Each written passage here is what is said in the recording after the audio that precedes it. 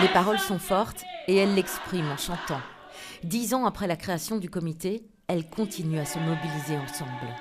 Nous sommes fatigués de toutes ces choses. Vous êtes venus à, on dirait, une fête, mais c'est une lamentation des femmes, ce n'est pas une fête.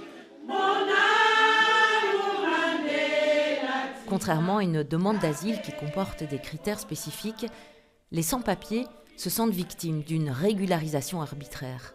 Au sein de ce comité, on porte des revendications et la revendication majeure, c'est la régularisation de toutes les personnes sans papier, pas que des femmes, mais de toutes les personnes sans papier sur base de critères clairs, justes et permanents. Il y a celles qui un jour ont reçu le précieux Graal comme Condé Salimata, ancienne sans-papier venue soutenir le travail du comité.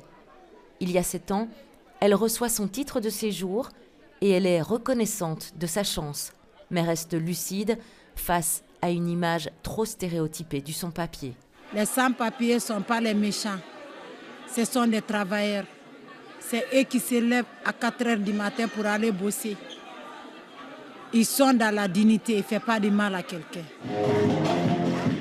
Et derrière la fête d'anniversaire, il y a celles qui attendent, toujours et encore, la grâce du gouvernement, celles qui luttent pour leur dignité, celles qui sont fatiguées, et parfois, le discours tranche avec la fête.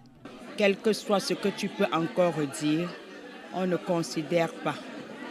Et c'est ainsi que nous, en tant que femmes, nous mourons à petit feu. Josette attend depuis 2012, mais elle reste plus que jamais, elle, comme les 60 autres membres du comité, déterminée face au durcissement des mesures.